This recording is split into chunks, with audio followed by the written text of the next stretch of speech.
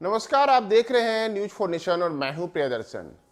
बिहार की राजनीति की अगर बात की जाए तो यहां जाति के बिना राजनीति नहीं होती और इस बात से बिहार के तमाम राजनीतिक दल वाकिफ हैं।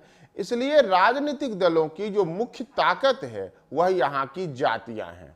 प्रत्येक राजनीतिक दल के साथ कोई न कोई जाति का साथ और गठजोड़ जरूर बना रहता है। जैसे राजद के साथ अगर हम बात करें तो शुरू से MY यानी कि मुस्लिम यादव समीकरण को राष्ट्रीय जनता दल साथ दे रही है। इसी तरीके से जनता दल यूनाइटेड लवकुश समीकरण यानी कि कुर्मी कुशवाहा समीकरण को साथ दे रही है। इसी तरह से बिहार के अन्य राजनीतिक दल भी किसी न किसी जाति को अपने साथ जोड़कर अपने राजनीतिक वजूद को मजबूत बनाते रहे हैं।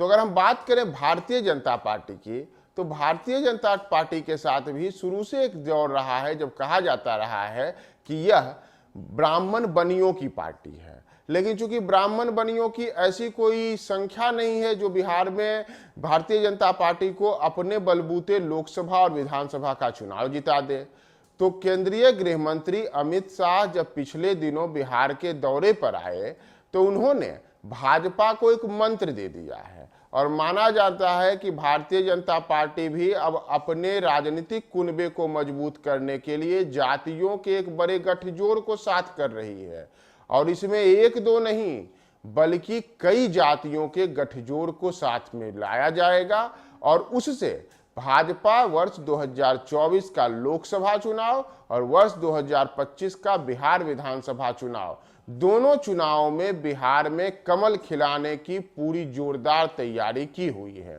तो बात हम बताते हैं कि क्या ये इनकी रणनीति है। दरअसल भारतीय जनता पार्टी, जैसे मैंने आपको कहा कि ब्राह्मण बनियों की पार्टी कही जाती है, तो इसके इन वोट बैंक के अलावा जिसे और साधने की कोशिश है उसमें है बिहार का तमाम सवर्ण समुदाय, यानी कि चाहे हम बात ब्राह्मणों की करें, राजपूतों की करें, भूमिहारों की करें या फिर लाला की करें, यानी कि वैश्य समुदाय की करें, तो इन चारों जातियों को सवर्ण समुदाय में साधने की कोशिश है।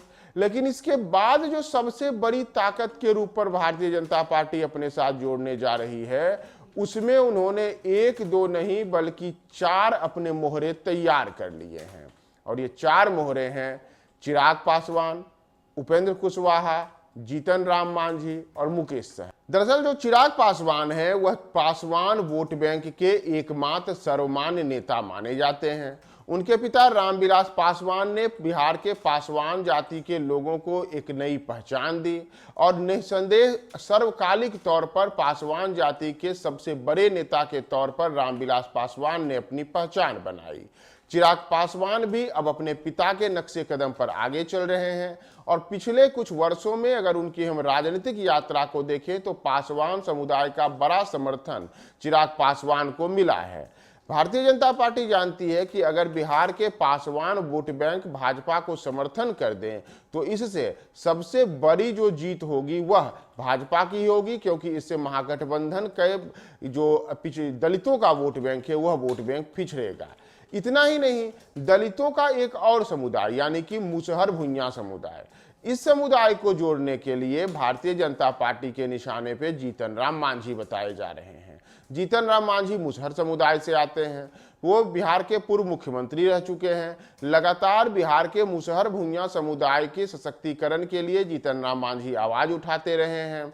तो ऐसे में भारतीय जनता पार्टी चाहती है कि जीतन राम मांझी भी उनके साथ आए।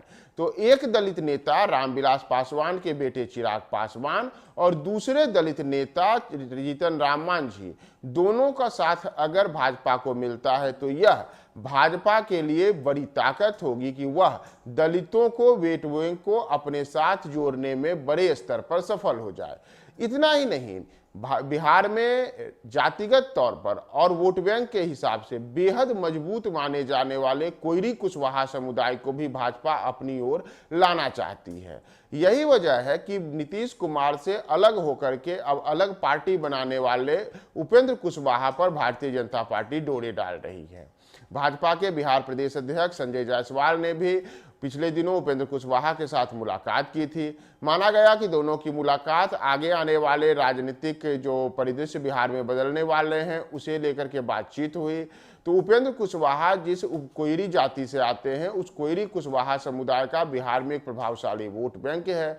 तो अगर दलितों का वोट बैंक यानी कि रामविलास पासवान के बेटे चिराग पासवान और जीतन राम मांझी को साथ लेकर के पासवान और जो मांझी भुइयां समुदाय का वोट बैंक भाजपा अपने साथ लाएगी, तो दूसरी ओर कुशवाहा जो कोयरी समुदाय है उसके वोट बैंक के लिए भारतीय जनता पार्टी उपेंद्र कुशवाहा को अपने साथ लाने की तैयारी में है। इसके अलावे चौथे नेता के तौर पर वह मुकेश सहनी को भी अपने साथ जोड़ना चाहती है। मुकेश सहनी जिस सहनी समुदाय से आते हैं, वह सहनी समुदाय बिहार में काफी प्रभावशाली है।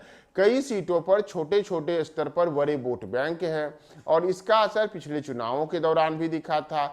मुकेश सहनी ने पिछले चुनाव में 4 लोक विधानसभा की सीटें जीती थी, बाद में वो उनकी पार्टी को छोड़कर चले गए थे, लेकिन मुकेश सहनी ने अपनी राजनीतिक ताकत का एहसास करा दिया था। तो ऐसे में अगर सहनी समुदाय का वोट भी भाजपा को आता है तो यह भाजपा के लिए एक साथ दलित, पिछड़े तमाम जातियों के वोटों को अपने साथ जोड़ने में बड़ी जीत होगी।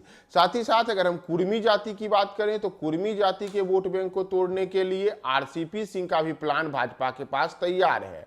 यानी कि चिराग पासवान, उपेंद्र कुशवाहा, जीतन राम मांझी, मुकेश सहनी, ये 4 ऐसे प्रतिनिधित्व चेहरे होंगे जो दलित और पिछड़ा, अति पिछड़ा वोट बैंक को अपने साथ लाने में भाजपा के लिए सहयोगी बन सकते हैं। तो दूसरी ओर कुर्मी समुदाय यानी कि नीतीश कुमार का पारंपरिक वोट बैंक तोड़ने के लिए आरसीपी सिंह पर भी डोरा डाला जा सकता है। संभव है आगे आने वाले दिनों में भाजपा के एनडीए के कुनबे में ये तमाम चेहरे दिखने लगे। कुछ की ओर से तो इशारा भी मिलने लगा है, लेकिन कब इनका आधिकारिक रूप से, एक घोषित रूप से यह सामने आता है कि ये तमाम लोग साथ आएंगे, यह तो आगे आने वाले कुछ समय में पता लगेगा। लेकिन भाजपा बिहार में अकेले नहीं है, इसके संकेत तो मिल रहे हैं और भाजपा के परंपरागत सवर्ण वोट बैंक के अलावा अब दलितों, पिछड़ों को जोड़ने के लिए उपेंद्र कुशवाहा, मुकेश सहनी, जीतन राम मांझी, चिराग पासवान और आरसीपी सिंह, ये 5 ऐसे चेहरे होंगे जो भारतीय जनता पार्टी को बिहार में बड़ी मजबूती दे सकते हैं।